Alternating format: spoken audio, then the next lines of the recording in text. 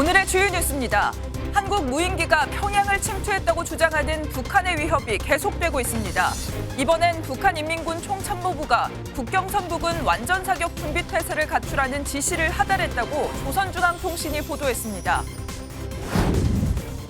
헤즈볼라가 이스라엘 북부 지역을 드론으로 공격해 70명 가까이 부상을 당했습니다.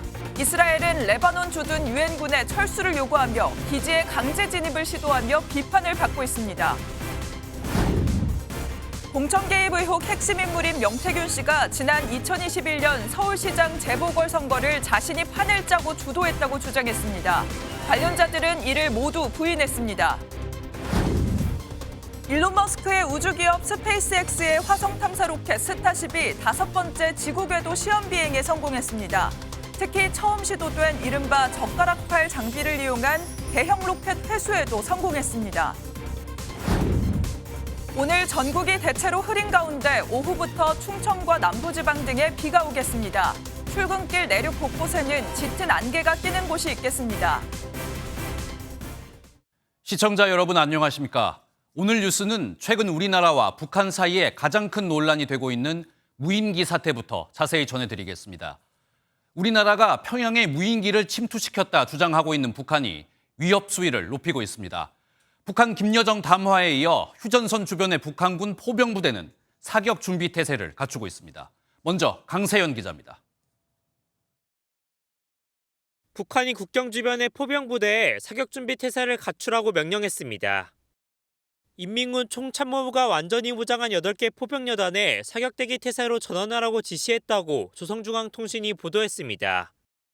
총참모부는 무인기가 국경을 또다시 넘고 이후 무력 충돌로 확대되는 상황까지 가정해 각급 부대에 철저한 대처 마련도 주문했습니다. 이와 함께 평양에는 방공 감시 초소를 증강했다고 통신은 덧붙였습니다. 남한이 무인기를 보내 전단을 살포했다고 주장하며 도발 수위를 계속해서 높이는 겁니다. 지난 12일 김여정 북한 노동당 부부장은 평양 상공에 나타난 무인기에 반발하며 담화를 발표했습니다. 특히 우리 군이 무인기를 보냈는지 여부에 확인할 수 없다는 입장을 보인 것에 대해 비판을 쏟아냈습니다. 군대가 아닌 우리의 민간단체들이 무인기로 서울의 대통령실 상공에 정치 선동비라를 뿌린다고 해도 문제로 되지 않는다는 소리가 될 것이다. 국방성 대변인은 별도 담화를 통해 무인기가 다시 한번 출현하면 선전포고로 여기고 우리의 판단대로 행동하겠다고 발표하기도 했습니다. MBN 뉴스 강세현입니다. 앞서 보신 북한의 위협에 우리 국방부는 쓰레기 풍선을 날려보내고 있는 북한이 적반하장의 행태를 보이고 있다며 강하게 비판했습니다. 또 만약 북한이 우리 국민들의 안전을 위협한다면 그날이 바로 북한 정권의 종말이 될 것이다 경고했습니다. 이어서 심가현 기자입니다. 국방부는 북한의 계속되는 위협에 입장문을 내고 적반하장의 행태라고 반박했습니다. 끊임없이 도발을 자행하고 최근엔 저급하고 치졸한 오물 쓰레기 풍선 부양을 해온 북한이 반성은커녕 우리 국민까지 겁박한다는 겁니다. 그러면서 남남 갈등을 조장해 국면을 전환해보려는 전형적인 꼼수라며 주체도 할 수 없는 무인기 삐라 하나에 놀라 기겁하지 말라고 꼬집었습니다. 또 만약 우리 국민 안전에 위해를 가한다면 그날이 바로 북한 정권의 종말이 될 것이라고 강하게 경고했습니다. 신원식 대통령실 국가안보실장은 북한이 이례적으로 무인기 침투를 대대적으로 선전하는 건 내부 통제용이라고 지적했습니다. 체제 위협을 확대를 시켜서 강조를 해서 내부 통제를 하는 데 더 이점이 있다고 판단한 거죠. 그만큼 북한 내부가 흔들린다는 방증을. 그러면서 신 실장은 북한의 주장을 확인해주는 자체가 북한이 원하는 대로 우리 내부 갈등을 야기할 것이라며 무시가 최고의 정답이라고 강조했습니다. MBN 뉴스 심가현입니다. 한편 북한은 우리나라의 무인기가 뿌린 전단이라며 이례적으로 전단의 묶음 사진을 공개했습니다. 잘 보이지 않도록 사진을 흐릿하게 처리했지만 자세히 살펴보면 김정은과 딸 김주애가 명품을 차고 있는 모습을 담아 김정은 체제에 대한 비판 사진인 걸 추측해 볼 수 있습니다. 이 내용은 안보람 기자가 보도하겠습니다. 북한이 남측 무인기가 뿌렸다고 주장하며 공개한 사진입니다. 전단 묶음으로 내용을 알아볼 수 없도록 뿌옇게 처리했는데 자세히 보면 맨 위에 자기 배 불리기에 여념 없는 김정은이란 글자가 보입니다. 그 아래 사진엔 북한 김정은 위원장과 딸 주혜의 모습이 담겼는데 각각 시계와 옷을 동그랗게 확대했습니다. 실루엣만 보면 2022년 3월 화성 17형 대륙간 탄도미사일 시험 발사 참관 당시 김 위원장의 모습. 지난해 4월 북한이 공개한 김주혜와 각각 닮았습니다. 시계는 1,500만 원, 패딩은 250만 원에 달해 북한 인민들의 어려움과는 거리가 있는 김정은 일가의 명품 사랑을 담은 겁니다. 쌀과 옥수수로 남측과 북측 사이 소득 격차를 비교하며 지옥으로 떨어지고 있는 북조선의 경제 상황이라고 표현하기도 했습니다. 남측의 소행이라는 걸 주장하기 위해 이례적으로 김정은 일가에 대한 신랄한 비판을 공개하면서도 북한 내부 반발을 우려해 흐릿하게 처리한 걸로 풀이됩니다. MBN 뉴스 안보라입니다. 앞서 보신 것처럼 남한과 북한 사이에 큰 논란을 부르키고 있는 이 무인기는 북한 주장대로 정말 우리나라가 보낸 걸까요? 우리 군이나 우리 민간단체가 보냈을 가능성도 있지만 일각에선 북한의 자작극일 수도 있다는 가능성이 나오고 있습니다. 무인기를 둘러싼 여러 가지 주장은 김태희 기자가 확인해봤습니다. 군 당국은 평양에 무인기를 침투시켰다는 북한 주장이 나온 직후 그런 사실이 없다고 밝혔습니다. 그런 적이 없기 때문에 저희들이 상황을 지금 아직까지 상황을 지금 파악을 못 해가지고 확인해 보겠습니다. 이후 사실 여부를 확인해 줄 수 없다고 입장을 선회하면서 북한 내부에서 할 수도 있다는 등 북한 자작극의 가능성도 내비쳤습니다. 다만 전문가들은 북한이 자작극을 펼쳐 영공 방어에 실패했다는 사실을 대대적으로 알리기엔 부담이 크다고 지적합니다. 민간단체에서 무인기를 날렸을 가능성도 있습니다. 이미 무인기가 상용화되어 있기 때문에 시간과 비용을 들인다면 불가능한 일이 아니라는 겁니다. 전문가들은 서해 쪽으로 우회해 띄우면 북한 당국의 레이더에 걸리지 않고 갈 수 있다고 주장합니다. 드론은 굉장히 낮게 침투할 수 있다는 것이고 기체 자체가 굉장히 작기 때문에 또 레이더 같은 거에 잘 나타나지 않죠. 대북 심리전을 담당하는 정보사에서 무인기를 띄웠을 수 있다는 주장도 나옵니다. 지난 2022년 북한 무인기 침투 당시에도 우리 군은 보복을 위해 무인기를 보냈습니다. 다만 군은 이번 사안에 관해 확인해 줄 수 없다고 답변했습니다. MBN 뉴스 김태희입니다. 한편 북한이 우리나라로 날려보낸 쓰레기 풍선 일부에는 위치 정보 시스템인 GPS 장치가 담겨 있었던 걸로 확인됐습니다. 우리 군은 북한이 이 위치 정보를 활용해 풍선을 원하는 특정 지점에서 폭발시키는 풍선 무기화 가능성도 자세히 살펴보고 있습니다. 보도에 박통일 기자입니다. 북한은 올해에만 28차례에 걸쳐 남쪽으로 쓰레기 풍선을 날렸습니다. 지난 5월부터 5개월간 날린 풍선의 개수만 6,000개가 넘는 것으로 파악됩니다. 군은 지금까지 수거한 쓰레기 풍선 일부에서 GPS 장치가 탑재된 것을 확인했습니다. 여기서 얻은 이동 경로 등을 토대로 북한이 경험과 자료 등을 축적해 나가는 것으로 군은 보고 있습니다. 군이 파악한 쓰레기 풍선의 작동 원리는 타이머를 이용해 특정 시간 낙하물 봉지를 태우는 방식입니다. GPS 정보를 활용할 경우 원하는 지점을 겨냥해 낙하물을 터뜨릴 가능성에 대해서도 군은 들여다보고 있습니다. 전시 상황이나 유사시 생화학전에 사용될 수 있는 만큼 쓰레기 풍선 살포가 단순 도발을 넘어 새로운 국면으로 이어질 수 있는 겁니다. 사람이 있고 쓰레기에 피해를 볼 수 있는 지역으로 나름대로 이제 표적화시켜서 떨어뜨리는 것이 어느 정도는 가능하다. 쓰레기 풍선의 효율성, 효과성을 좀 더 높이는 측면에서 지름 2m, 길이 3m가 넘는 풍선 한 개를 날려보내는데 약 10만 원의 비용이 들 것으로 추정됩니다.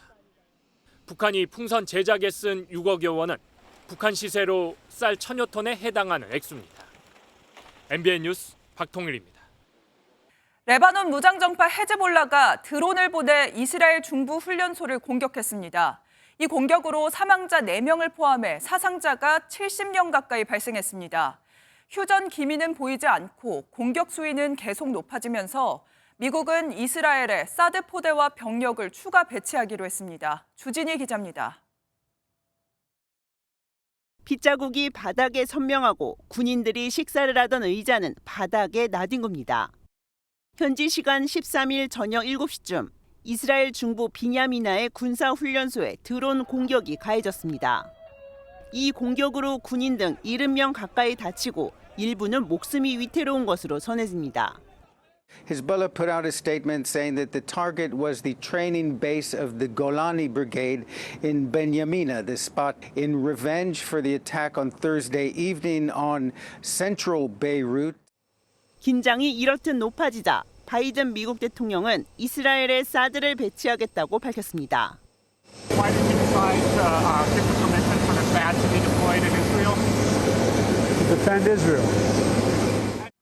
이스라엘이 레바논 내 유엔 평화 유지군 기지 정문을 탱크로 부수고 강제로 진입한 사실도 알려졌습니다.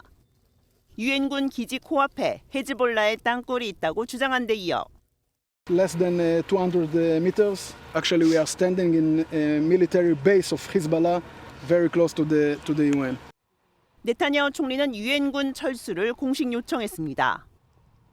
Get the UNIFIL forces out of harm's way. It should be done right now, immediately.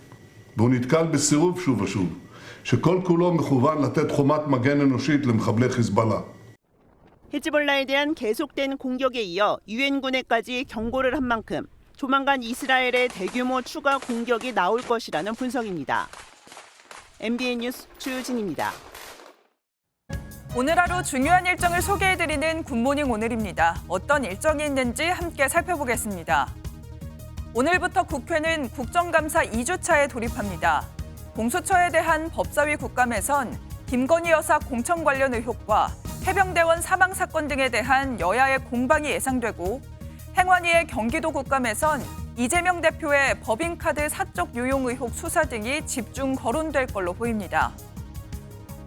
배달 플랫폼 입점업체 상생협의체는 오늘 7차 회의에서 배달 애플리케이션 수수료율 인하 등 관련 막바지 논의를 할 예정입니다. 합의가 이뤄지지 않을 경우 입법을 통한 배달앱 수수료 상한제 도입에 나설 수밖에 없다는 전망도 나옵니다. 고려아연 경영권 확보를 목표로 한 사모펀드 MBK 영풍연합의 공개 매수가 오늘 종료됩니다.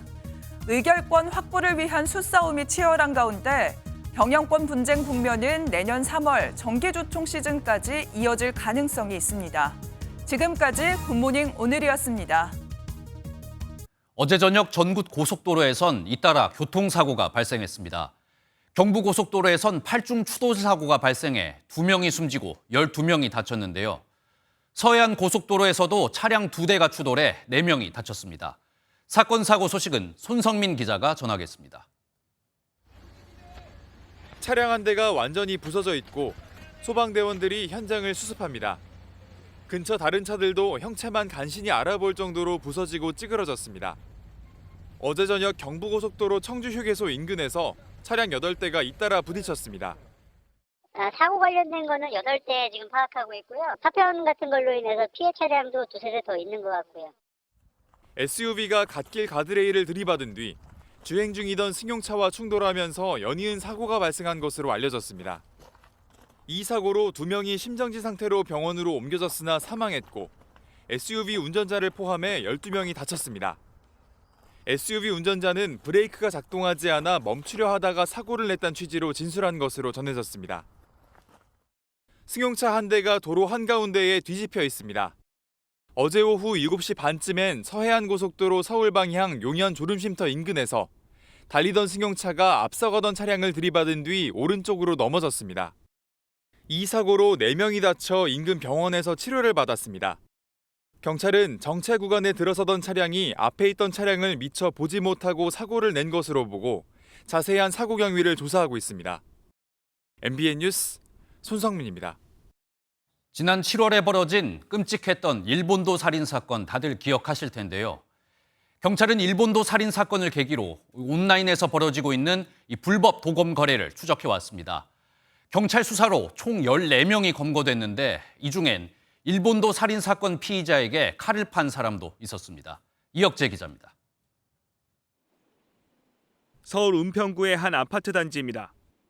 지난 7월 이곳에서 30대 남성 백모 씨는 자신이 가지고 있던 일본도를 모르는 이웃에게 휘둘러 숨지게 했습니다. 피해자에게 죄송한 마음 있습니까? 없습니다. 경찰은 이 사건을 계기로 온라인에서 불법으로 유통되는 도검을 단속해 모두 14명을 검거했습니다. 백 씨가 일본도를 구매했던 업체 대표 2명도 포함됐습니다. 도검의 경우 제작과 판매 허가를 받은 업체라도 이를 온라인에서 거래하는 행위는 불법입니다. 도검을 개인끼리 온라인 중고거래 플랫폼을 통해 허가 없이 거래해도 안 됩니다. 이번 단속에서도 소장용으로 구매했던 도검을 온라인으로 중고거래한 주부 등 5명이 붙잡혔습니다. 이들이 거래한 도검 중에는 날 길이가 70cm에 달하는 일본도가 포함됐습니다. 경찰 관계자는 인터넷을 이용한 전자상거래 및 무허가 소지는 불법 행위이므로 반드시 주의해야 한다고 전했습니다. 지난 8월 2달간 소지 허가 도검에 대해 전수조사를 벌인 경찰은 소재가 파악되지 않은 도검에 대해 허가 취소 절차를 밟을 예정입니다. MBN 뉴스 이혁재입니다. 그동안 대학 입시를 열심히 준비해온 수험생들 입장에선 황당한 일이 벌어졌습니다. 지난 주말 치러진 연세대 수시 논술 시험에서 일부 문제들이 온라인으로 유출되는 일이 벌어진 건데요.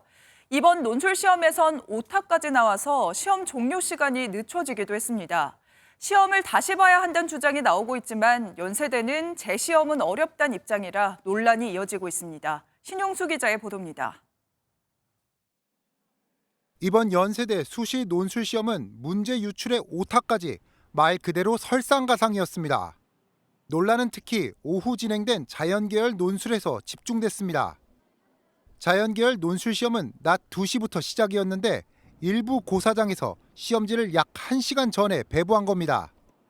심지어 문제 일부가 온라인에 유출됐는데 감독관이 뒤늦게 시험지를 회수했으나 이미 늦은 상황이었습니다. 시험 시작 이후엔 오타 사태가 터졌습니다. 자연계열 논술 문항 일부에서 오타가 발견돼 종료 시각이 20분 늦어진 겁니다. 온라인 커뮤니티에서는 재시험을 치러야 한다는 목소리까지 나오고 있는 상황. 하지만 입시업계는 수능이 얼마 남지 않은 시점에서 재시험을 치르긴 현실적으로 쉽지 않다고 진단했습니다. 논술고사 내는 것도 사실은 시간이 필요한 일이잖아요. 급한 대로 빨리 검증해서 전력을 다낸다 치고 그러면 이제 다른 것도 고사일하고 겹치면 안 되니까 수능 이후면 그게 가능한데 지금은 안 될 것 같은데. 학교 측도 재시험은 어렵다는 입장입니다. 연세대 입학처 관계자는 시험지가 실수로 미리 교부됐음을 인정한다며 현재 자세한 사실관계를 파악 중이라고 밝혔습니다. 또 재발 방지 대책을 입학처 홈페이지를 통해 공지하겠다는 계획입니다. MBN 뉴스 신용수입니다. 정부와 의료계 갈등으로 시작된 의료 대란에 이제 병원들이 버티지 못하고 쓰러지고 있습니다. 올해 상반기 상황을 살펴봤더니 우리나라의 모든 국립대병원이 적자 상태에 돌아섰고 손실액은 무려 4천억 원이 넘는 걸로 파악됐습니다. 특히 지역에 있는 병원들이 걱정인데요. 지역 국립대병원이 무너지면 환자들은 정말 갈 곳을 잃게 됩니다. 안병수 기자가 취재했습니다. 의료 대란이 9개월 차로 접어들었지만 수술 일정을 잡지 못해 혼란스러운 분위기는 여전합니다. 사람이 많이 오는 환자가 많이 오실 약간 밀렸어. 수술 날짜가 너무 오래 잡혀서 엄청 고생 많이 했죠. 빨리 잡혔으면 이 정도로 안 왔을 텐데 지금 감염까지 돼가지고. 의사가 없어 수술을 잡지 못하자 병원도 붕괴 위기입니다. 국립대병원의 상반기 적자 규모를 전수조사해보니 지난해 2배를 넘는 4천억 원에 이르는 것으로 나타났습니다. 지난해 10곳 중 6곳만 적자였지만 올해는 모든 병원으로 확대됐는데 많게는 1,600억 원의 손해를 봤습니다. 올해 주요 암수술 건수가 이전 80% 수준으로 떨어지는 등 활기를 잃자 병원에도 타격이 큰 겁니다. 이들은 경영 위기를 호소하며 재정 지원을 요청했습니다. 서울대병원은 대규모 마이너스 자금 운용이 불가피하다고 호소했고 전남대병원은 출연금 국고 지원 비율을 상향해달라고 밝혔습니다. 국립대병원은 지방 의료의 최후의 보루입니다. 병역난을 정부가 직접 개입해서 해결하지 않으면 이런 현상은 더욱더 가속화될 것으로 보입니다. 병원발 의료 붕괴가 현실이 되지 않도록 정부와 의료계의 전향적 자세를 요구하는 목소리가 커지고 있습니다. MBN 뉴스 안병수입니다. 김건희 여사의 공천 개입 의혹을 제기하며 정치권을 뒤흔들고 있는 명태균 씨가 이번엔 서울시장 선거를 자신이 주도했다고 주장했습니다. 명태균 씨는 당시 국민의힘을 지휘하고 있었던 김종인 전 비대위원장과 나눈 대화 내용을 구체적으로 공개했는데요. 김종인 전 위원장은 사실과 다르다 반박하며 이번에도 진실 공방이 벌어지고 있습니다. 보도에 선한빛 기자입니다. 명태균 씨가 자신의 SNS에 서울시장 재보궐 때를 떠올리며라는 제목으로 올린 글입니다. 명 씨는 2021년 3월 5일 김종인 당시 국민의힘 비대위원장을 만났다며 김 위원장이 오세훈 후보가 안철수 대표를 꼭 이겨달라고 말했다고 주장했습니다. 김 위원장에게 국민의힘 중진들에게 시달려도 괜찮겠냐라고 물었더니 김 위원장은 괜찮다고 답했다며 당시 상황을 설명했습니다. 이어 여론조사 유무선 전화 비율을 20대 80으로 자신이 제안했다는 등의 내용도 덧붙였습니다. 김 전 위원장은 이 같은 명 씨 주장에 대한 입장을 묻는 MBN 질문에 그런 사실 없다고 전면 반박했습니다. 앞서 명 씨는 한 언론 인터뷰에서도 김종인 전 위원장이 오 시장을 서울시장으로 만들라고 했다고 주장했는데 김 전 위원장은 그런 이야기 한 적 없다고 선을 그은 바 있습니다. 이처럼 명 씨가 자신의 SNS를 통해 발언을 이어가자 홍준표 대구시장은 선거 브로커라며 조석희 수사에서 엄정하게 처리하라고 촉구했습니다. MBN 뉴스 선한빛입니다.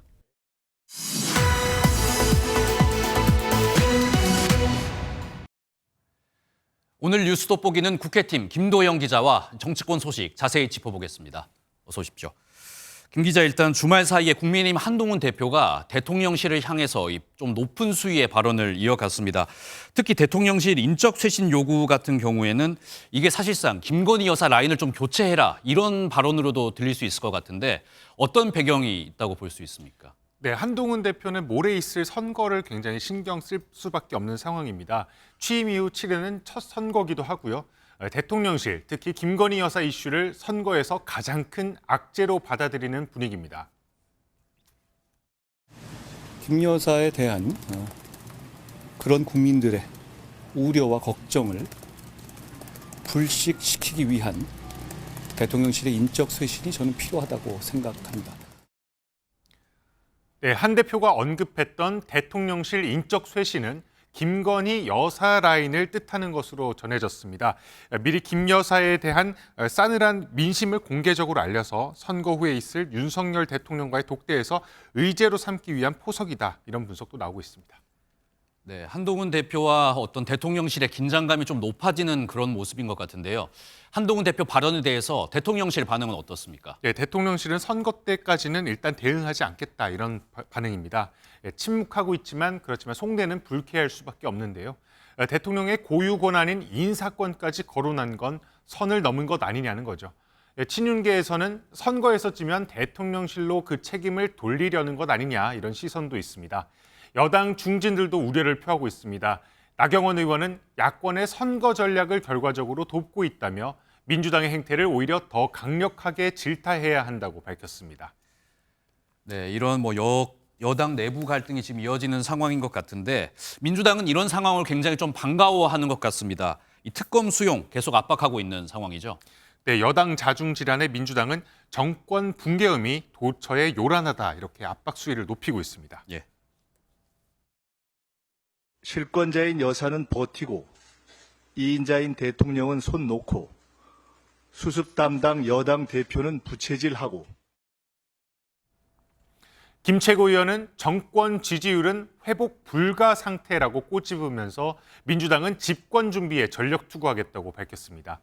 대여 특검 공세도 거세지고 있습니다. 한 대표를 향해 특검으로 함께 돌파하자라는 말도 나왔고요.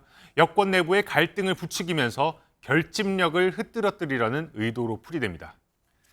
네, 이번에는 북한 소식도 한번 짚어보겠습니다. 저희가 앞에서 리포트로도 전해드렸는데 북한이 연일 위협 수위를 높이고 있습니다. 이 북한의 위협이 실제 도발로까지 이어질 가능성도 높은 상황입니까? 네, 최근 어느 때보다 긴장감이 높은 거는 사실입니다. 다만 정부는 군사도발 가능성을 낮게 보고 있습니다. 남남 갈등을 야기하기 위해 GPS 교란, 쓰레기 풍선 같은 저강도 도발을 이어갈 거란 전망인데요. 북한도 이번 조치가 한국발 무인기 침투에 대한 대응이란 점을 명확히 했습니다. 앞서 리포트에서도 보셨지만 이 무인기의 실체를 두고 해석이 분분합니다. 북한에 전단을 보내온 민간단체의 소행이라는 얘기도 나오고요. 북한의 자작극 가능성도 제기되는데요. 일단 우리가 정말 무인기를 보냈는지 그 진위를 떠나서 군사 도발에 앞선 명분 쌓기로 해석될 수 있습니다. 또 통일 노선 폐기에 나선 북한이 대남 적개심 고취를 최우선에 두고 북한 내부 결속을 위한 흐름이 아니겠냐 이런 해석이 나오고 있습니다. 며칠째 심야에 담화를 내놓고 있는데 앞으로 북한이 또 어떻게 나올지 관심 있게 지켜봐야 할 것 같습니다. 네, 오늘 말씀 잘 들었습니다. 지금까지 정치부 김도형 기자였습니다.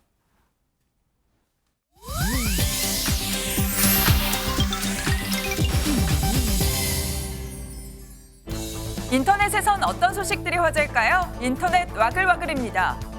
인천에서 한 택시기사가 10배나 많은 택시비를 지불한 손님을 그냥 내려주고 떠났다는 사연이 온라인에 올라와 논란이 일고 있습니다.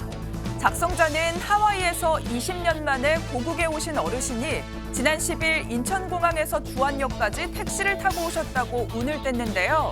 택시비가 5만 1,000원 정도 나왔는데 어르신은 5만 원권이 예전에 5천 원권인 줄 알고 기사님에게 5만 원권 11장을 드렸고 기사님은 그걸 다 받고 그냥 갔다고 설명했습니다. 택시비로 10배가 넘는 55만 원을 낸 셈인데 나중에서야 숙박업소에서 계산을 하다가 우연히 이 사실을 알게 됐다고 하는데요.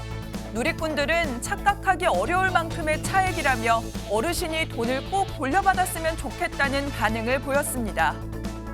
최근 건강 문제로 예정된 연극 무대에 서지 못한 89세 원로 배우 이순재 씨가 회복을 위해 추가로 공연을 취소한 사실이 알려졌습니다. 공연 제작사 측은 SNS를 통해 주연 배우인 이순재 씨의 건강 문제로 오는 20일까지 공연을 더 취소하기로 했다고 밝혔는데요. 최근 이순재 씨의 체력 저하로 휴식이 더 필요하다는 의사 소견에 따라 부득이하게 공연 취소를 결정하게 됐다며 죄송한 마음을 전했습니다. 누리꾼들은 원로 배우 이순재 씨의 건강 문제를 걱정하면서 하루빨리 쾌차하시고 건강히 돌아와 달라며 응원 메시지를 이어가고 있는데요. 건강한 모습으로 무대에서 다시 만나길 기대합니다. 전 세계에서 가장 건조한 사하라 사막에 폭우가 쏟아져 50년 만에 처음으로 홍수가 발생해 호수까지 생겨났습니다.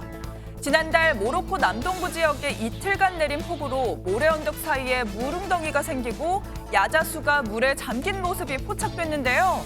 모로코 기상청에 따르면 하루 동안 100mm 이상의 비가 쏟아진 마을도 있었습니다. 지구온난화로 물수단 주기가 빨라지면서 많은 비가 짧은 시간과 공간에 집중된 이른바 온대폭풍이 발생한 건데요.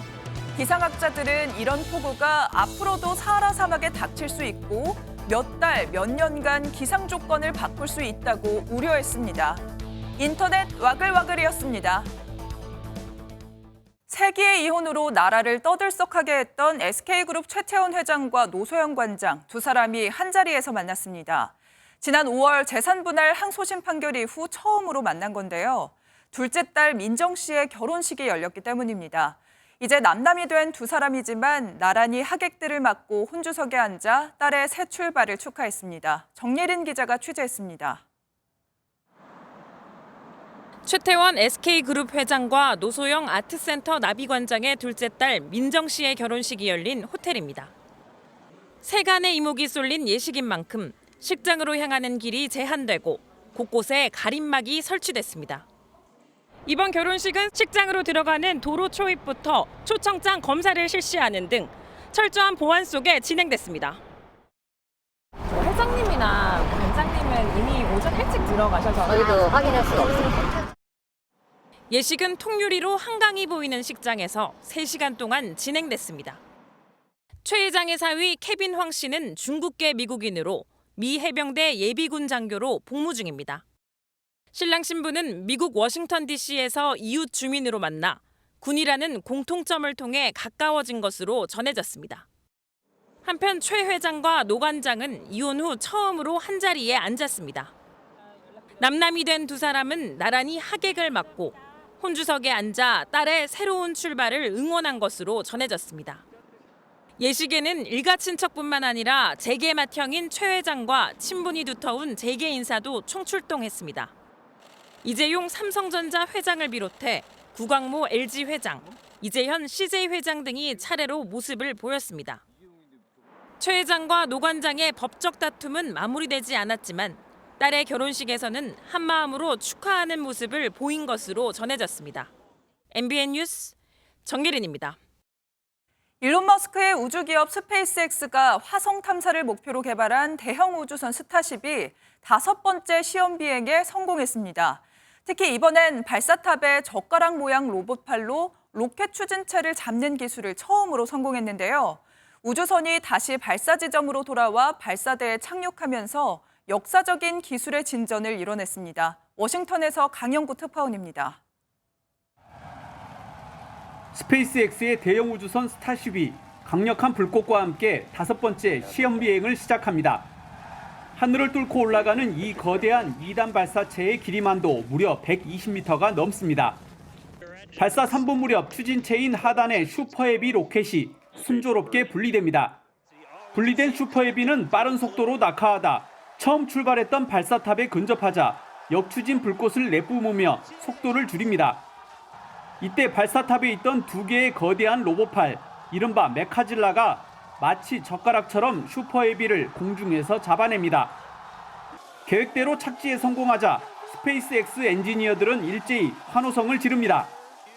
Even at this day and age, what we just saw, that looked like magic. Folks, this is a day for the engineering history books.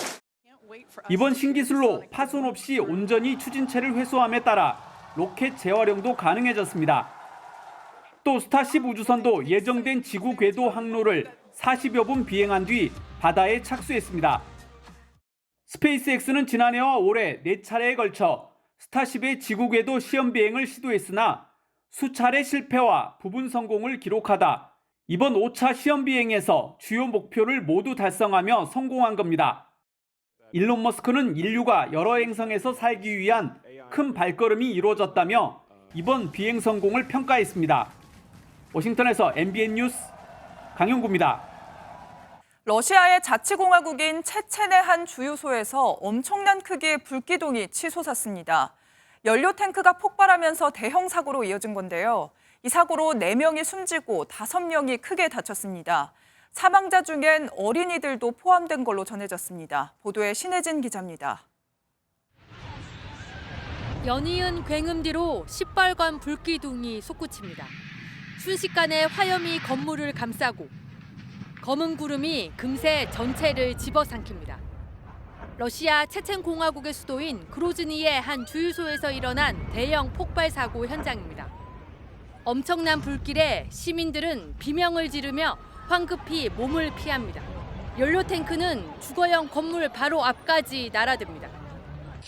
불이 꺼진 주유소는 전쟁터와 다름없습니다. 주유소 건물과 차량은 모두 불타 뼈대만 앙상이 남았습니다.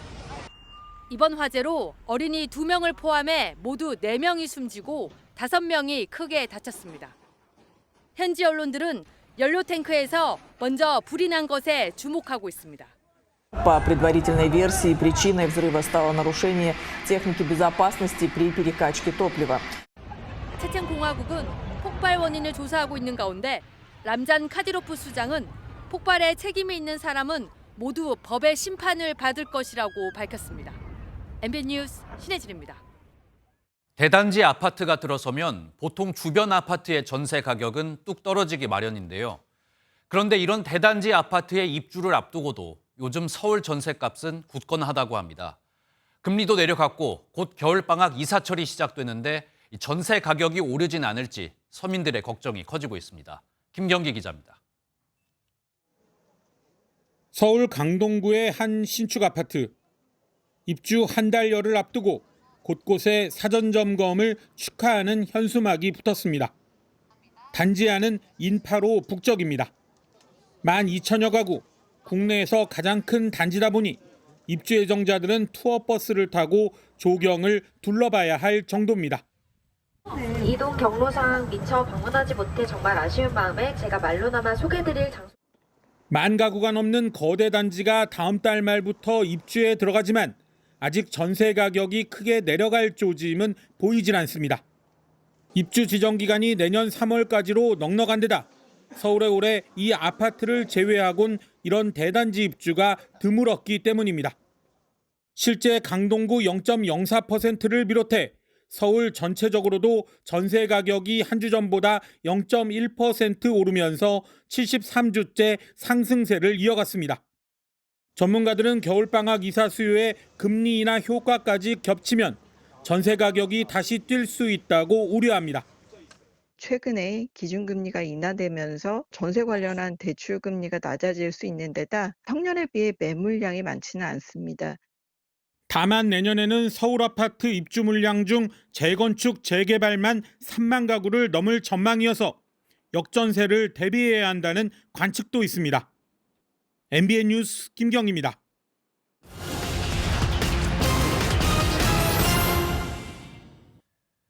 지난달 외식 가격 상승세는 주춤했지만 채소 가격이 오르면서 비빔밥은 한 그릇 가격이 10,000원을 넘어가고 있습니다. 한국소비자원에 따르면 서울 기준 8개 외식 대표 메뉴 중 비빔밥과 삼계탕 가격은 지난달에도 가격이 올랐는데요. 이 가격들은 평균 가격이기 때문에 소비자들의 실제 체감 외식 물가는 더 높을 것으로 예상됩니다. 오피스텔과 주택에 집중됐던 부동산 투자회사 리츠의 투자 대상이 이 데이터 센터와 산업단지로 확대됩니다. 또 리츠가 자산을 신속하게 확보할 수 있도록 감정평가를 거친 부동산의 경우 임가 전에도 매매 계약이 허용되는데요. 정부의 규제 완화로 국내 부동산 투자 회사들의 포트폴리오가 다각화될 것으로 보입니다. 장기화되고 있는 경기 침체와 제조업의 부진으로 올해 3분기 공장 경매 건수가 4년 만에 가장 많았습니다. 올해 3분기 전국 법원에서 진행된 공장과 제조업소 경매 건수는 총 828건으로 작년보다 54%나 늘었는데요. 이렇게 경매로 넘어가는 공장은 늘고 있지만 공장을 사겠다는 사람은 줄어서 주인을 찾은 공장은 10건 중 3건에 불과한 상황입니다. 지금까지 굿모닝 경제였습니다.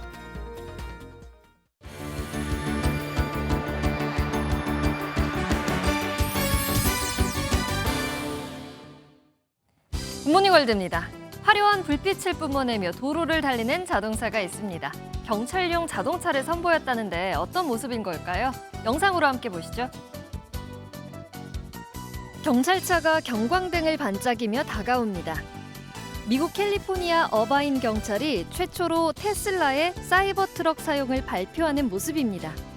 어바인 경찰은 순찰용으로 사용하기보다 주민과 지역사회 지원, 그리고 약물 남용 저항 교육 차원으로 사용한다는데요.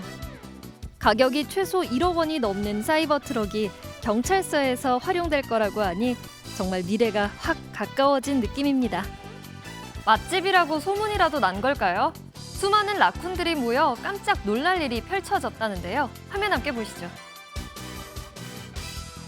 미국 워싱턴에서 일어난 일입니다. 한 여성이 먹이를 요구하는 라쿤 100여 마리에 둘러싸이자 두려움에 떨다가 911에 신고했다는데요. 출동한 보안관들도 처음 보는 광경에 입을 다물지 못했다고요. 이 여성은 지난 35년 동안 라쿤들에게 먹이를 주어왔는데 근래 갑자기 개체수가 폭발적으로 늘어났다고 합니다. 라쿤들 사이에서 맛집으로 소문이라도 난 모양입니다. 스페인에서 대회가 하나 열렸는데요. 사람들이 무대 위에서 여러 구호에 맞춰서 정면과 양옆에 몸 근육을 꼼꼼히 보여줍니다. 어떤 대회인 걸까요? 사람들이 이곳저곳에서 간단하게 운동을 하고 있습니다. 그동안 갈고 닦은 근육을 선보이는 보디빌딩 대회 아놀드 클래식이 스페인에서 열린 건데요. 미국 유명 배우이자 정치인인 아놀드 슈왈제네거의 이름을 딴 이 대회는 미스터 올림피아의 뒤를 잇는 세계적 권위의 대회입니다. 전 세계 몸짱들 중 최고의 몸을 가리는 이 대회의 상금도 세계에서 2번째로 큰 규모로 우승자에겐 차량과 시계 등이 주어진다고 합니다. 지금까지 굿모닝 월드였습니다. 요즘 노벨문학상을 수상한 한강 작가의 작품에 대한 주문이 쏟아지면서 온라인과 오프라인 할 것 없이 작품의 품귀 현상이 나타나고 있는데요. 인쇄소는 간만에 밤낮 없이 작품을 찍어내고 휴일까지 작업을 이어가면서 활기를 되찾은 모습입니다. 심동욱 기자가 현장에 다녀왔습니다. 인쇄소의 기계들이 큰 소리를 내며 쉼없이 돌아가고 있습니다.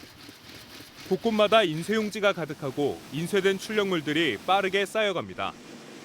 한강 작가의 노벨문학상 수상이라는 유례없는 경사를 가장 반긴 건 늘 불황에 시달리던 인쇄소였습니다. 전에 없이 많이 바쁘게 돌아가고 있습니다. 네, 요새 저희가 좀 종이책 시장이 많이 불황이어서 좀 고전하고 있었는데 이번에 좋은 경사가 생겨서 파주 출판단지에 있는 또 다른 공장에서도 재본 작업이 한창입니다.